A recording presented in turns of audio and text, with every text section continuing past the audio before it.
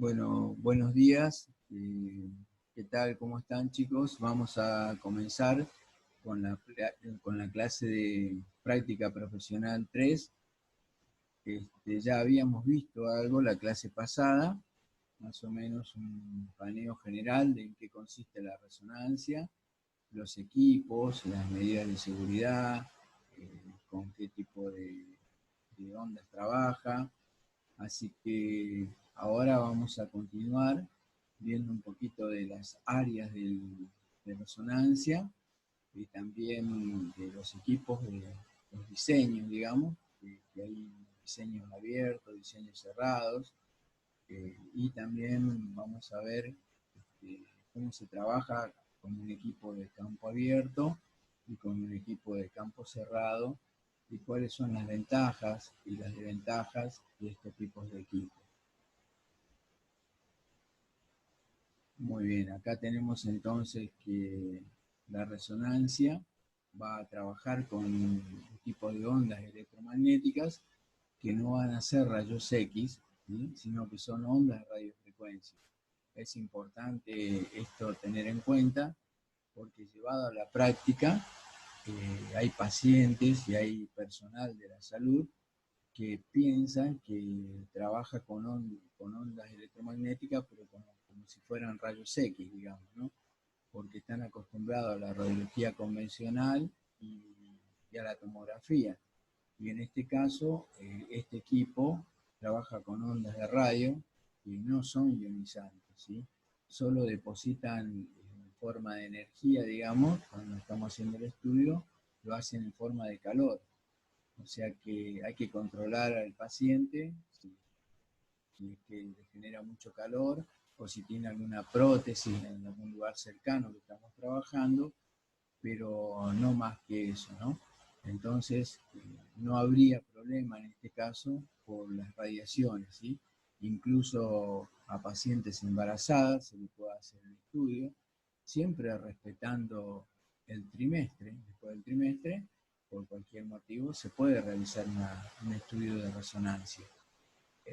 También a pacientes que son niños, incluso a bebés, se les puede hacer resonancia e incluso repetir el estudio sin ningún tipo de problema. Entonces ahora vamos a continuar. Antes de seguir les quería comentar que este es un equipo de, de 3 Tesla, de una marca Philips, y este es un modelo cerrado. Ya que estamos por hablar de los modelos, es un modelo cerrado en el cual ahora el túnel se agrandó y tiene unos 80 centímetros y la longitud que tiene es de 1,5 metros más o menos, ¿sí?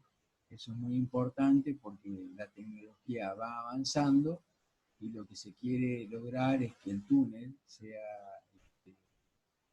menor que lo que era hace ya unos años atrás y además el diámetro también que sea menor, ¿no?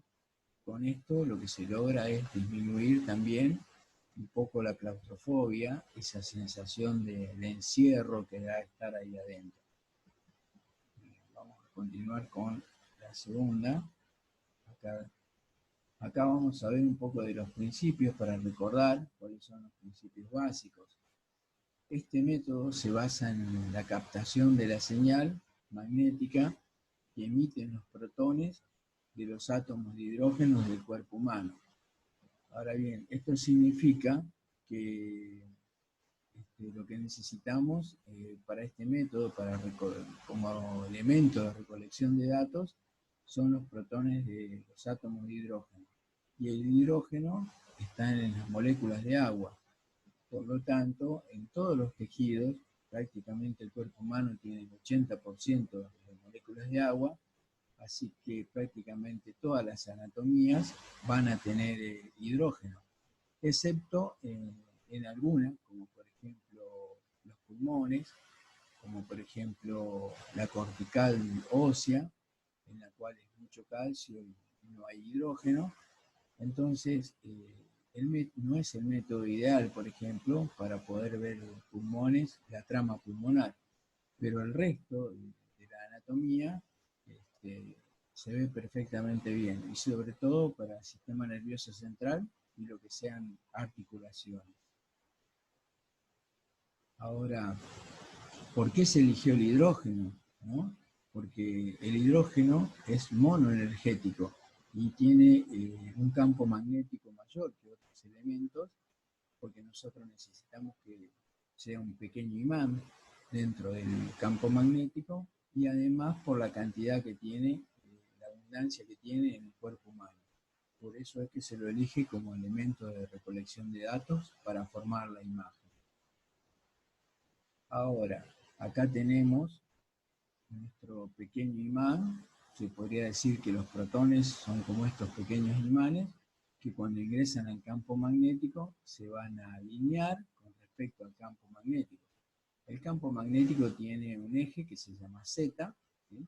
y los protones de los átomos de hidrógeno de nuestro cuerpo se van a alinear con respecto a ese eje. Ahora, hablando de los equipos, hay distintos tipos de equipos que tienen distintos campos magnéticos, ¿no? Por ejemplo, hay algunos que tienen campo magnético bajo, de 0,2 a 0,3 Tesla, que por lo general son de diseño de campo abierto. También tenemos campos magnéticos medios, de 0,5 Tesla a 1 Tesla, y tenemos campos magnéticos altos que van desde 1,5 Tesla a 3 Tesla. Fíjense cómo a medida que aumenta el campo magnético, nosotros vamos a tener mayor señal, ¿sí? Para formar la imagen.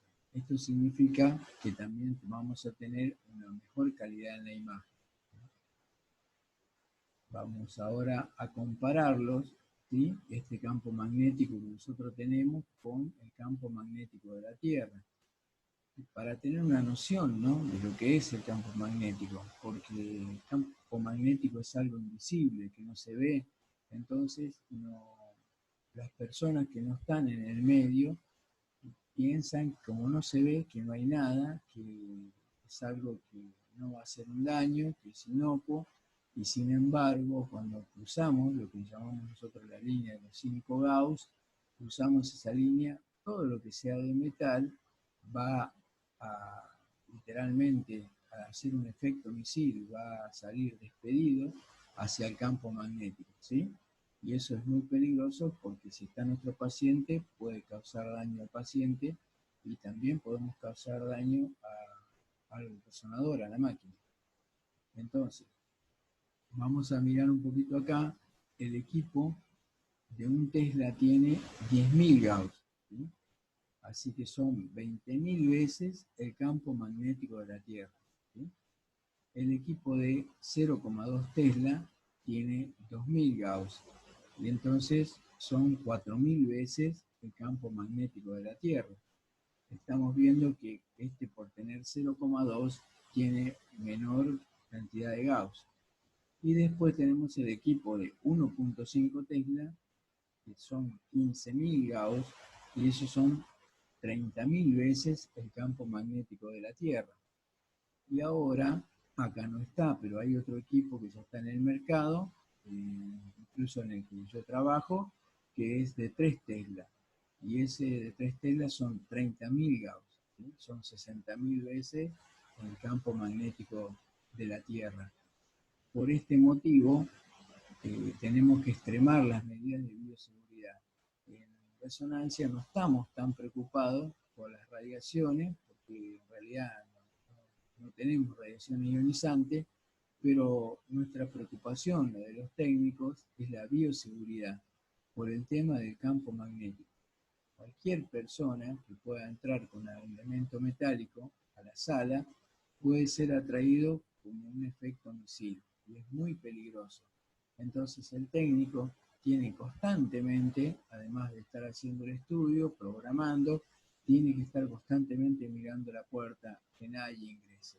Ni una persona ajena, un enfermero que no sea habitué de la sala, pacientes o acompañantes que quieran entrar. No, tenemos que estar extremando nosotros las medidas de bioseguridad constantemente, mirando la puerta, que no ingrese nadie. ¿Por qué? por el campo magnético. En este gráfico podemos observar que, por ejemplo, los equipos que tienen 0,5 Tesla, por ejemplo, tienen 5.000 Gauss, es algo parecido a lo que vimos anteriormente. Un Tesla corresponde a 10.000 Gauss, 1.5 Tesla corresponderíamos a 15.000 Gauss y 2 Tesla a 20.000 Gauss. Hay que tener en cuenta que a medida que aumenta el campo magnético, recuerden eso, va a mejorar la calidad de la imagen porque el campo magnético va a juntar mayor cantidad de protones para formar lo que se llama la magnetización transversal sobre el paciente. Eso ya lo vamos a ir viendo después en la parte de la teoría. Pero por eso es que tenemos una mejor calidad de imagen. También depende de la precesión del hidrógeno, pero precesión también, unas palabras, estas técnicas que la vamos a ir viendo en la teoría, significa que va a girar alrededor del eje Z 42,5 MHz, esos son 42 millones de veces de ciclos por segundo, ¿sí? Y eso aumenta con el teslaje de la máquina. Mayor teslaje, mayor frecuencia de precesión van a tener los hidrógenos. Y eso también tiene relación con la calidad de la imagen, ¿sí? Bueno, acá les voy a mostrar, por ejemplo, para comparar, ¿no?, los equipos. Fíjense, acá tenemos un equipo, esto es de kinesiología, ¿eh?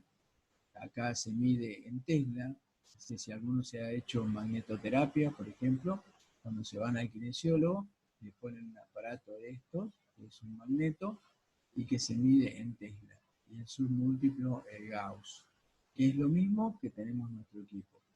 Este es el magneto, ¿sí?, para hacer la magnetoterapia, y este equipo van hasta 200 Gauss de potencia, ¿sí? Pero en resonancia, fíjense, nosotros tenemos equipos de resonancia de 0,3 Tesla que equivalen a 3.000 Gauss, ¿sí? Y ahora de más alto campo, de 3 Tesla, equivalen a 30.000 Gauss. Miren la diferencia que hay con este magneto, ¿no? Es muchísimo. El campo magnético es impresionante, lo grande que es, el poder que tiene. Bueno, ahora van a mirar acá. Acá tenemos un equipo de diseño abierto. Este es un diseño abierto. Solamente tiene unas pastillas que son del imán, una arriba y una abajo. Generalmente estos son imanes, se llaman, ya lo vamos a ir estudiando, son permanentes y son hechos por el hombre, una aleación de hierro que se magnetiza, y tenemos dos, una arriba y una abajo, que forman un polo norte y polo sur, digamos, y un eje vertical que se llama el eje Z. Estos equipos son de bajo campo, tienen bajo costo de mantenimiento, eso es lo bueno, pero está un poco limitado para poder hacer algunos estudios de alta resolución. Pero es muy bueno para realizar, por ejemplo, todo lo que sean articulaciones de los miembros superiores, de los miembros inferiores, también para hacer columnas. Cuando tenemos que hacer, por ejemplo, sistema nervioso central con una buena resolución, ahí ya tenemos que cambiar de equipo y tendremos que hacerlo en un equipo de alto campo, ¿sí?, un equipo cerrado. Pero para hacer el resto de lo que es el cuerpo, lo que te digo, miembro superior e inferior, las articulaciones, anda muy bien el equipo y tiene buena resolución, ¿sí? Y lo bueno que tiene es que al ser abierto, pacientes que sufren, por ejemplo, de claustrofobia, que no pueden estar en el equipo cerrado, digamos, porque ustedes verán que el equipo cerrado, el de diseño cerrado, el diámetro son de unos 80 centímetros, y si el paciente es de gran volumen, se siente muy incómodo y da la sensación de claustrofobia. En cambio, acá, al ser abierto en los laterales, en el posterior y acá perdón, anteroposterior tiene también un diámetro de unos 50 centímetros. Se puede realizar el estudio, aunque sea de gran volumen, y le da menor sensación de claustrofobia. Así que, además de hacer las articulaciones, cualquier tipo de articulación en los estudios, en la columna, está también para usarlo en pacientes que son de gran volumen, que son obesos, y pacientes que sufren de claustrofobia. También a los niños que no pueden quedarse en el equipo de campo cerrado, se los coloca en el equipo de campo abierto y pueden permanecer junto a su familiar, su mamá, ahí al lado, sin ningún problema, mientras realizamos el estudio. La contra que tiene este equipo es que tarda un poco más para hacerse el estudio, ¿sí? Por las secuencias que duran un poco más. Y también tenemos que estos equipos no necesitan de una refrigeración, digamos, de gran refrigeración, solamente con aire acondicionado, mientras que estos equipos que son los cerrados, ahora les voy a explicar, que necesitan de criógenos, ¿no? Que son unos líquidos como el nitrógeno y el helio para bajar la temperatura. Entonces, estos equipos van desde 0,2 a 0,3 tesla, por ejemplo. Ahora vamos a mirar el diseño cerrado, ¿sí? El diseño cerrado va desde 1,5 a 3 tesla. El diseño cerrado es mejor en calidad de imagen, ¿por qué? Porque tiene mejor homogeneización en su centro. Al ser cerrado, se homogeneizan las líneas de fuerza del campo magnético mucho más que en este que es abierto, ¿sí? Entonces, por lo tanto, la calidad de la imagen va a ser mejor. Además de que el teslaje es mayor que el de campo abierto, ¿no? Y eso ya le había dicho que cuando aumenta el teslaje es mayor la señal que vamos a tener que vienen de los tejidos para formar la imagen. Ahora, este equipo tiene sí un costo mayor de mantenimiento que este que es abierto. Habíamos dicho que el abierto era permanente, que no usaba, en este caso, electricidad, era una aleación. En este caso, en el cerrado, es un electroimán, ¿sí? Un electroimán, que una bobina que está acá dentro del magneto y está enfriada hay un compartimiento en el cual se encuentran los criógenos, que es el helio y el nitrógeno, y sobre todo el helio va a bajar la temperatura de esa bobina a menos 273 grados centígrados bajo cero. Eso significa que esa bobina, los alambres de esa bobina, que son de un material de niobio y titanio, van a perder su resistencia, no van a tener resistencia a esa temperatura y se hacen superconductivos, ¿sí? Eso es un circuito cerrado en esas bobinas que se cargan la corriente eléctrica y está refrigerado por estos criógenos. El campo magnético siempre va a estar activo, siempre, por más que nosotros apaguemos el equipo, bajemos el sistema, este equipo siempre va a tener el campo activo. Lo mismo que este también, me olvidé decirlo. Este equipo también siempre va a tener el campo activo, porque es un imán permanente, ¿sí? Mientras que este también está activo siempre el imán, pero es un electroimán, o sea que el campo magnético está formado por una corriente eléctrica. Entonces, ahora vamos a ver cómo están diseñados, digamos, unos y otros más adelante, los imanes. Hay tres tipos de imanes, que ya lo vamos a ir viendo, que se llaman permanente, resistivo y superconductivo. En este caso es un imán permanente y en este caso es un superconductivo. Ahora, vamos a mirar por qué la señal de la imagen o por qué la imagen es mejor en un campo cerrado o de alto teslaje que en uno de menor teslaje o campo abierto.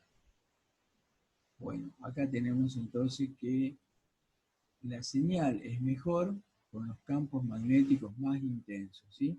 Acá tenemos 0,2 Tesla, dice, y me muestra una flechita, una cierta cantidad, que van a representar los protones de los átomos de hidrógeno. O sea que con este teslaje yo voy a tener una cierta cantidad de protones que van a formar la magnetización longitudinal de mi paciente, ¿sí? Que eso me va a beneficiar a mí para hacer las imágenes. Cuando subimos el teslaje, fíjense que cada vez hay más protones para formar la señal.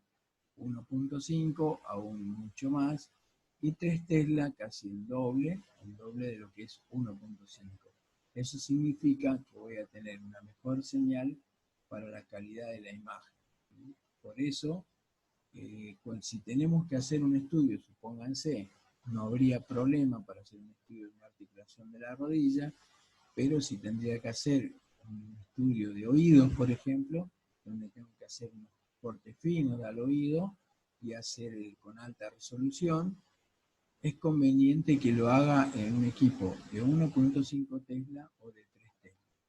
De hecho, nosotros los estudios que hacemos de, por ejemplo, de hipófisis y de oído, macizo facial, son todos los realizamos en estos equipos de alto campo. Y también tenemos un equipo de bajo campo que generalmente hacemos todo lo que sean articulaciones, como por ejemplo podemos hacer rodillas, tobillo, columna, lumbar, cervical, hombro, ¿sí? En ese sentido no hay problema. Pero cuando hacemos, por ejemplo, sistema nervioso central, para ver la médula, para ver el cerebro y para ver abdomen también, es conveniente hacerlo en un campo alto. Acá tenemos las áreas de resonancia magnética que se dividen en 3 áreas bien definidas. Tenemos lo que es la sala del magneto, ¿sí? Que la sala del magneto es donde está el imán, donde va a estar nuestro paciente. Esa sala está recubierta por un elemento metálico que puede ser aluminio o cobre, y a eso se lo llama jaula de Faraday, ¿sí? Ahora después lo vamos a ver eso. Eso es muy importante para evitar que las ondas de radiofrecuencia del exterior ingresen a la sala de resonancia e interfieran con la onda de resonancia del equipo, ¿sí? Después ahí tenemos el imán, que es el que está acá, el magneto. Hay un sistema de gradientes, que ya le dije que son bobinas, que se encuentran dentro del imán, ¿sí? Que son las que están dispuestas en 3 pares de bobinas, que son las bobinas de gradientes en X, en las X, Y y Z, que son las que van a formar en el isocentro, digamos, van a tener la utilidad para formar la imagen en distintos planos, porque la resonancia puede hacer imágenes en planos coronales, sagitales o axiales. No son reconstrucciones hechas después de una adquisición. Son cortes reales, digamos, que nosotros planificamos en los distintos planos, ¿sí? Después tenemos un sistema de radiofrecuencia que también se encuentra en una bobina que está dentro del magneto. Esa bobina se va a ser la encargada de emitir la radiofrecuencia sobre la anatomía que vamos a estudiar, para transferir una energía y cambiar la dirección de los protones de los átomos de hidrógeno que estaban en forma longitudinal y así ponerlos en forma transversal. Cuando termina el pulso de radiofrecuencia, la posición de los protones de los átomos de hidrógeno van a volver a su posición original y a eso se le llama relajación, ¿sí? Relajación de los protones en los distintos tejidos. Y no todos los protones, los átomos de hidrógeno de los tejidos, perdón, no todos los protones de los átomos de hidrógeno vuelven al mismo tiempo. Algunos se relajan más rápido y otros se relajan más lento. Y eso tiene que ver con la señal que van a emitir. Después tenemos también unas bobinas o antenas, que son las que van a captar la señal, son bobinas receptoras, y son las que colocamos sobre la anatomía de nuestro paciente. Supónganse, si quiero estudiar el hombro, voy a colocar una bobina que se adapte a la anatomía del hombro. Si es cerebro, colocar una bobina que se adapte al cerebro en forma de casco, y así el resto de las bobinas. Para cada región de la anatomía del cuerpo hay una bobina que se va a adaptar para que la utilicemos para formar la imagen. Después tenemos la sala de control, que en la sala de control se encuentra el técnico, y tenemos una consola, la consola principal. También solemos tener un monitor en algunos lugares para mirar al paciente. Y esta consola principal es donde nosotros vamos a cargar los datos del paciente, que nos van a asignar. Sobre todo vamos a cargar el peso del paciente, que es muy importante. Si no cargamos el peso del paciente, el equipo no me va a habilitar para poder hacer el estudio, porque el peso va a tener relación con la radiofrecuencia que se le va a entregar al paciente, ¿sí? Es importante eso. Entonces, siempre ya está estipulado, tenemos una planilla donde el paciente llena los datos personales y ahí es donde se pregunta el peso del paciente. También tenemos en la CPU, digamos, donde se producen los almacenamientos de los archivos de las imágenes. Ahí podemos tener hasta varios estudios, ¿sí? A veces hasta 3 días de estudios que tenemos. Después eso se van a ir pasando a una estación de trabajo, donde el médico va a analizar los estudios y va a realizar informes. Hay una ventana de control que es muy importante, porque es para poder visualizar al paciente que está acá está el técnico, y acá está la ventana que vamos a enfrente del magneto, que es para controlar a nuestro paciente, ¿sí?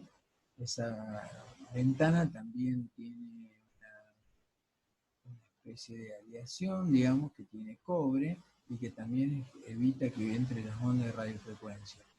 Esto verde que ustedes ven acá significa que está todo cubierto por lo que es la jaula de Faraday, digamos, ¿sí? Que habíamos mencionado hoy. Después tenemos la sala técnica, que en la sala técnica hay varios armarios o módulos donde van a controlar los distintos sistemas que van al magneto, digamos, ¿no? Por ejemplo, acá tenemos el módulo que controla el sistema de la radiofrecuencia. Desde esta sala técnica va a salir las corrientes eléctricas que van a activar la bobina para enviar la onda de radiofrecuencia. También están el módulo de los gradientes, ¿sí?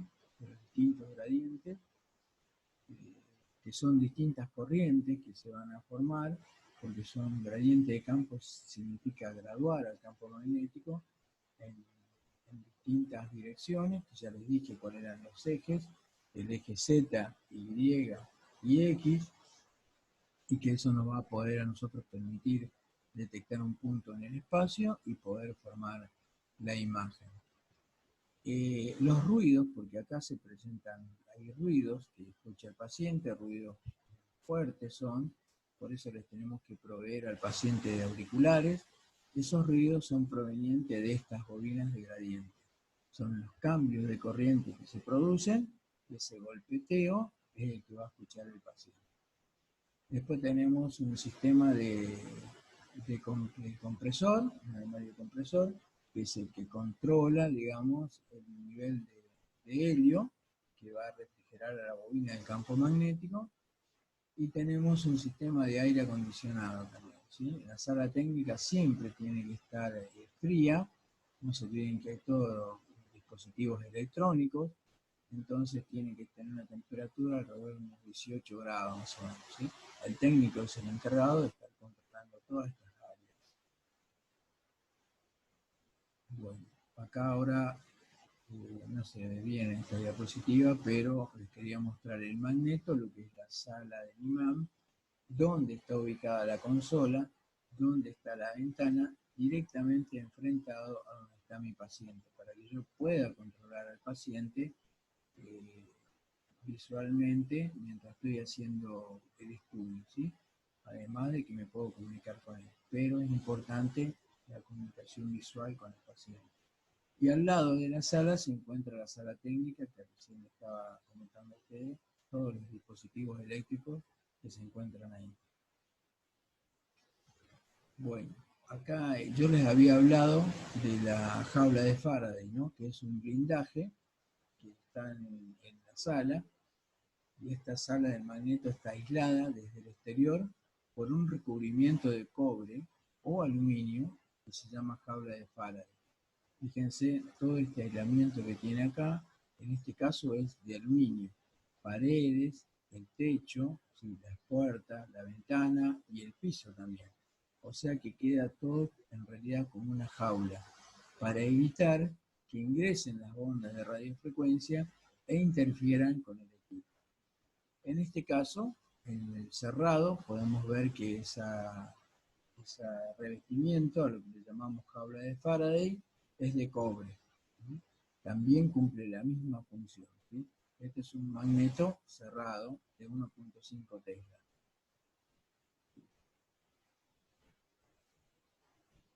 Bueno, esto es simplemente para que ustedes vean las ondas de radiofrecuencia que están dentro de, salen de acá de una bobina, que están dentro del túnel, y que si hubiera una interferencia, digamos, si entra una onda de radiofrecuencia del exterior, porque no tiene jaula de Faraday, y va a interferir con las ondas que está produciendo el equipo en el momento de hacer el estudio.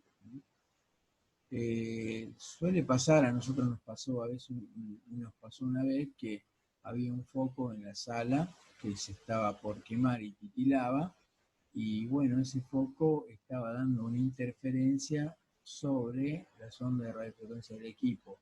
Y entonces las imágenes salían ruidosas y salían de muy fea calidad. Hasta que nos dimos cuenta que podría ser eso, se apagaron las luces, por ejemplo, la prueba que se hizo, y se hizo la secuencia otra vez. Y realmente la secuencia salió bien normalmente. O sea que evidentemente esa interferencia que estaba produciendo ese foco que titilaba, cómo influía en la radiofrecuencia del equipo, ¿no? Eso es como anécdota, es lo que nos pasó una vez. Ahora vamos a ver lo que es el blindaje del magneto, ¿sí? Acuérdense que hay un campo magnético que es extenso, y para contener esa cierta cantidad de campo magnético generado por el resonador y no interferir con zonas circundantes, que no son las aledañas, que se extiende el campo magnético, se debe contener el campo a un límite. Y ese límite comúnmente se lo denomina de la línea de 5 Gauss, ¿sí? Eso tiene que ver con la sala a veces, con la misma sala del resonador. Prácticamente son unos 3 metros en los cuales están la línea de los 5 Gauss, que tiene su mayor campo magnético el equipo, ¿sí? Porque las isolíneas del campo magnético deben quedar dentro del recinto, ¿sí? La idea es que queden dentro de la sala, no tiene que salir el campo magnético hacia afuera, porque el campo magnético puede pasar la pared también. Por eso, generalmente en las salas de resonancia no hay ningún otro equipo alrededor, al lado de la sala, ¿sí? Ni tampoco una sala de espera. Supónganse que había un paciente que tenga marcapaso, que esté recostado acá sentado, podría llegar a ser influido por el campo magnético. Eso no se puede hacer. Entonces, por eso, esta sala generalmente está aislada, ¿no? No hay nada alrededor de oficinas, ni ni personal que esté esperando por algún otro motivo. Ahora, la consola y el operador deben estar ubicados por fuera de la línea de 5 Gauss. Eso significa que también la consola, el operador que está acá, va a estar por fuera de esa línea de 5 Gauss. ¿Sí? Entonces el límite prácticamente, falta muy poquito, casi es la puerta. Entonces si tendríamos que ingresar a un paciente con una silla de rueda, no podríamos pasar más de la puerta, porque es peligroso, porque podría ser atraído por las líneas de fuerza del campo magnético. ¿Sí? Acá nos está mostrando entonces, este es el magneto, y estas son las líneas de fuerza a la que nosotros también lo llamamos circuito magnético, ¿sí? Que esto se mide en Gauss. Entonces, nada que sea elemento metálico puede ingresar hacia el magneto porque va a ser atraído por el magneto con el efecto misil que le había nombrado ya anteriormente. Ahora acá tenemos el blindaje del magneto, porque ahora no, ya la tecnología tenía cada vez va avanzando y tratan de disminuir el campo magnético marginal, digamos, ¿no? Que quede dentro de la sala de resonancia. Y esto se denomina tecnología de shielding y es un blindaje.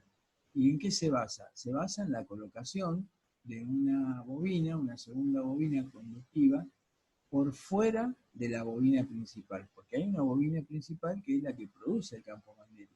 Bueno, hay también una bobina que va a producir en sentido opuesto, como un contracampo, ¿no?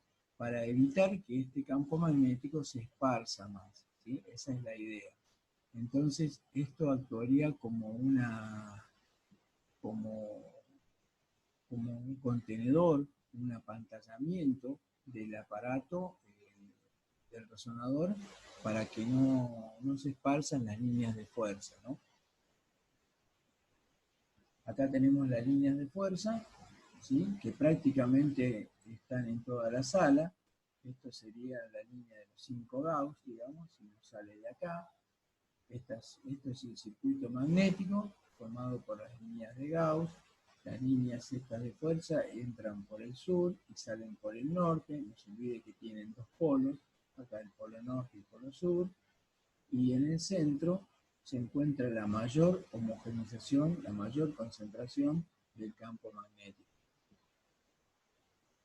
Acá tenemos la sala técnica, que ya la habíamos mencionado, cuáles son los elementos más importantes.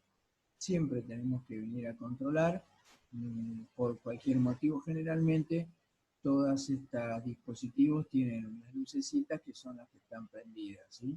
Controlamos que esté todo bien, si no tenemos que avisar al ingeniero. Y también controlar la temperatura. Acuérdense que la temperatura tiene que ser baja. Ahí tenemos un sistema de radiofrecuencia, ¿sí? Que son las que van a manejar la radiofrecuencia que va a ingresar sobre mi paciente, los sistemas de gradiente, que ya lo habíamos mencionado, el sistema de procesamiento, donde se van a procesar las imágenes, acuérdense que son analógicas, la señal que viene, y va a ser transformada de analógica a digital, que se lo hace por medio de transformada de Fourier, que son cálculos matemáticos. Y después tenemos el sistema de refrigeración, que es el que nosotros vamos a mirar para ver la carga de helio, cuánto helio estamos teniendo, que es el elemento que refrigera la bobina principal, que es la que forma el campo magnético. Si tenemos bajo helio, podría recalentarse esa bobina y producirse lo que se llama un quench, que es una bajada de campo, que no es ni más ni menos que romperse la bobina, digamos, por el efecto del calor, ¿no? Por eso siempre tiene que estar refrigerada por los criógenos, que son el nitrógeno y el helio. Acá tenemos la consola, ¿sí? A donde suele estar el técnico, les muestro otra vez. Tenemos nuestro monitor, tenemos la ventana, tenemos la puerta con la señalización. Estas son todas las áreas donde nos movemos Siempre está el técnico sentado acá y controlando esta puerta fundamentalmente, ¿no? Quién entra y quién sale. Solamente acompañamos a entrar al paciente y no debe ingresar más nadie, ¿sí? Sobre todo con algo que tenga metálico, ¿no? Elementos ferromagnéticos. Es responsabilidad del técnico, del licenciado, controlar el estado del paciente mientras realiza el estudio. Si necesita mantener un contacto, entonces contacto visual con el paciente y auditivo, que es por medio del intercomunicador que tenemos acá. Ahora, yo les había mencionado a ustedes que hay distintos tipos de imanes, ¿sí? Habían, en lo que sea diseños, está el diseño cerrado y el diseño abierto. Pero eso es independiente del imán. Pueden tener imán permanentes, resistivos y superconductivos, ¿sí? Los imanes permanentes consisten en una gran pieza de material ferromagnético que es una aleación creada, hecha por el hombre y que pesan unas 15 toneladas, ¿sí? Son dos pastillas que se colocan, se acuerdan, en forma de C, una arriba y una abajo, y eso va a generar el campo magnético. No utiliza energía, no utiliza la energía para funcionar, y eso sí, son de campo magnético bajo, por lo general 0,2 T. Después tenemos otros imanes que utilizan un imán, perdón, tenemos otros equipos que utilizan un imán resistivo, que son los que dependen de la corriente eléctrica. O sea, tienen una bobina por la cual atraviesa la corriente eléctrica y forman el campo magnético, ¿sí? Generan un campo magnético bajo, pero la contra que tienen es que generan mucha temperatura, ¿sí? Generalmente están refrigerados por serpentinas de agua. También son de campo bajo. No se puede elevar el campo porque aumentar la corriente para tener un mayor campo magnético significaría que se recaliente también la bobina. Entonces estamos limitados. Y después tenemos los superconductivos. Los superconductivos son imanes que están formados también por la corriente eléctrica, son electroimanes. El resistivo también es un electroimán. El superconductivo entonces es un electroimán que genera campos magnéticos intensos. Estos son los que generan campo magnético mayor, ¿sí? No necesitan de la electricidad. Si bien son producidos por una corriente eléctrica, es una bobina cuyo circuito está cerrado y está circulando la corriente eléctrica, ¿sí? No es que depende de la corriente eléctrica, ¿sí? Tiene su circuito por el cual circula la corriente eléctrica, ese circuito cerrado que está generando un campo magnético. Y está refrigerado por criógenos, que son el helio y el nitrógeno, para evitar que esa bobina se recaliente, ¿sí? Entonces, ese electroimán es un elemento superconductivo.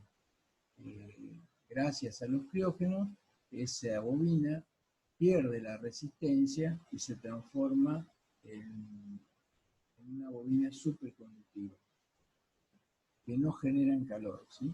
Pero tienen que estar refrigerados por el helio. Y ahora, acá les muestro un equipo de campo abierto para que vean. Estábamos hablando que hay diseños cerrado y abierto. Este es un diseño abierto. Fíjense la longitud que tiene, la amplitud que tiene en los laterales, aún hacia arriba también. O sea, es mucho mayor la comodidad del paciente acá.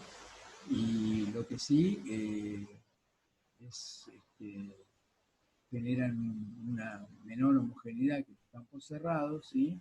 Y acuérdense que estamos limitados también en el campo, porque generalmente son de 0,2 a 0,3 T. Ahora, bien, acá tenemos nuestro paciente, acá está el técnico. Siempre que vamos a acomodar nuestro paciente, va a ir al medio, al isocentro, donde vamos a colocar la anatomía que vamos a estudiar, y le debemos ofrecer a nuestro paciente un timbre, ¿sí? Que lo va a tocar si necesita, es para que esté comunicado con el técnico. Esa es la idea, ¿sí? Fíjense acá, les va a entregar un timbre. También, fíjense, auriculares. ¿Por qué? Porque el equipo va a producir ruidos. Entonces le vamos a proveer de auriculares por los ruidos que produce el equipo. Y cuando más alto es el campo, más ruido produce, ¿sí? Que son producto de las bobinas de gradiente, acuérdense, de las vibraciones de esas corrientes. Y también el auricular nos va a lo utilizamos para poder comunicarnos y hablar con el paciente. Colocamos ahí entonces el auricular, vamos a llevar a nuestro paciente al isocentro.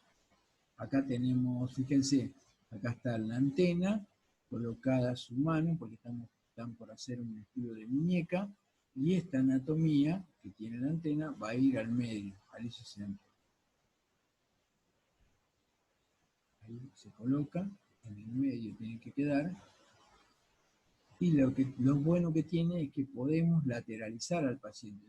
Ahí está, están lateralizando al paciente, bien al costado, y la anatomía que vamos a estudiar tiene que quedar en el centro, para tener una buena calidad de imagen. Eso hay que tener en cuenta, en el centrado. Ahí, acomodando la bobina. Ahora, ahí está poniendo una pesita de arena, que es para sujetar el brazo. Esa pesada arena es una arena especial, no es cualquier arena, que lo provee la empresa, porque no tiene que tener elementos metálicos, porque si no va a producir inhomogeneidades en el campo y altera la imagen, ¿no?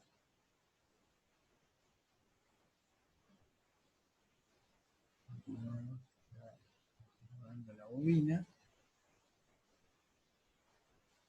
ponemos otra, ahí está, pero ya terminó acá. Bueno, entonces ahora les quiero mostrar, este fue el campo abierto. Ahora les quiero mostrar lo que es el campo cerrado, ¿sí? Estos son los lugares que yo le había dicho a ustedes, por los cuales transitamos, son las áreas, en este caso es el área del operador, la de control. Acá tenemos la puerta de ingreso al resonador. Fíjense la señalización que tenemos sobre la puerta, en la pared, en todos los lugares debe haber una señalización.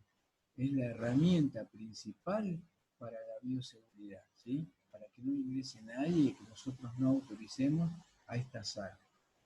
Este paciente ahora va a ir al vestidor, ¿sí? Acá está llevando su bata, va al vestidor porque no puede ingresar con nada metálico. Acá le estamos mostrando, por ejemplo, nada metálico de llave, que no tenga tarjetas magnéticas.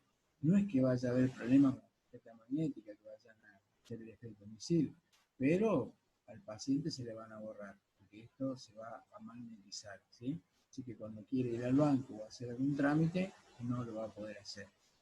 Las llaves van a producir artefactos, si la tiene en el bolsillo y estamos estudiando, por ejemplo, la cadera, o estamos estudiando alguna anatomía cercana donde tiene la llave, va a producir alteración en la señal de la imagen. Cualquiera de estos metales, celulares obviamente tampoco dentro de la sala, porque puede interferir con la sonda de radiofrecuencia. Por ejemplo, sostén o corpiños que puedan tener elemento metálico, se tienen que sacar, porque si estamos en la zona que queremos hacer, por ejemplo, un estudio de columna cervical o dorsal, y tuviéramos metal acá, generaría unos artefactos por culpa de inhomogeneidades del campo y se deteriora la imagen, ¿sí? No, de mala calidad. Así que, por lo tanto, el paciente tiene que ingresar con una bata y sacarse todo lo que tenga de metal.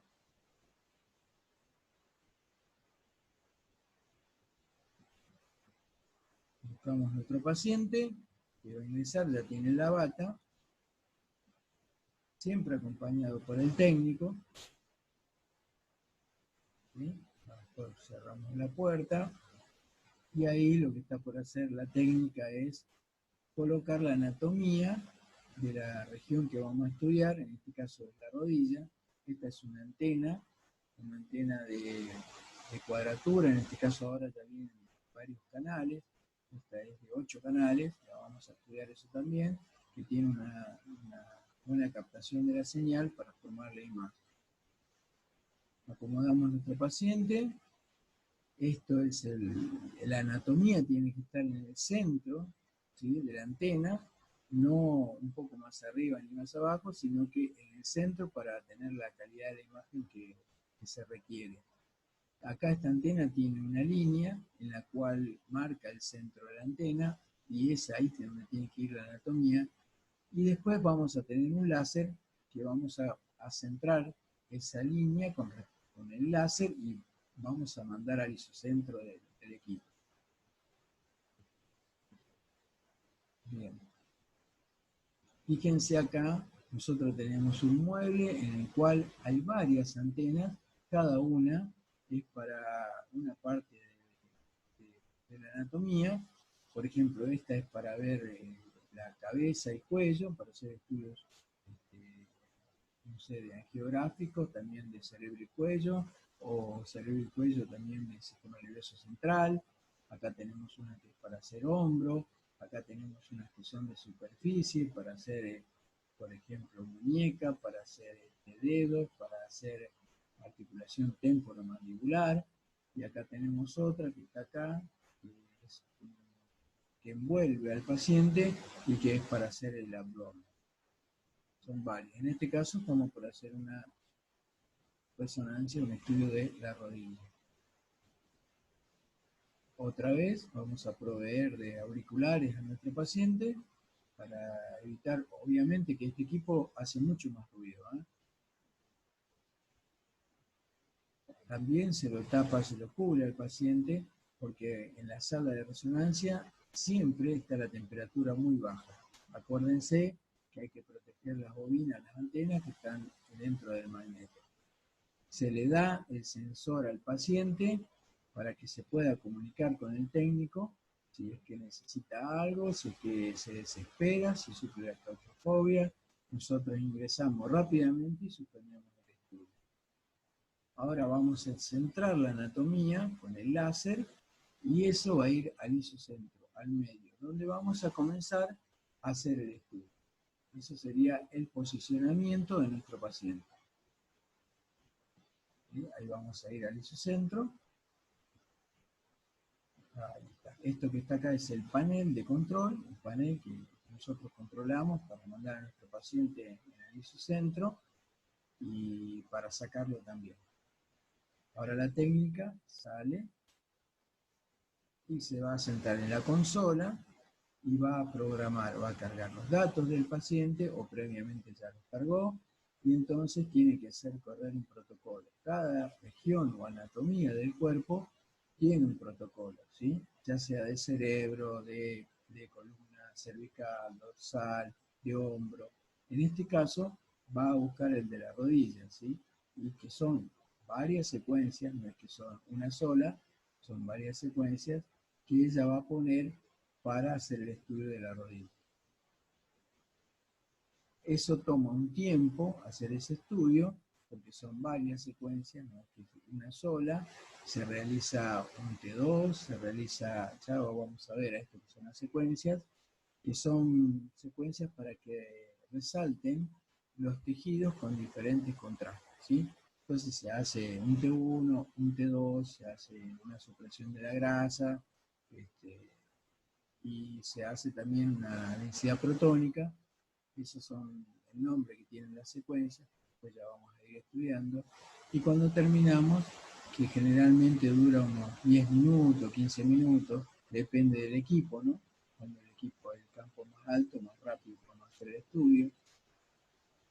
Y cuando concluimos ya sacamos a nuestro paciente, bajamos la mesa. Primero hay que cuidar mucho las antenas, sale mucha plata las antenas, así que con cuidado sacarla, extremar las medidas de seguridad que no se vayan a caer.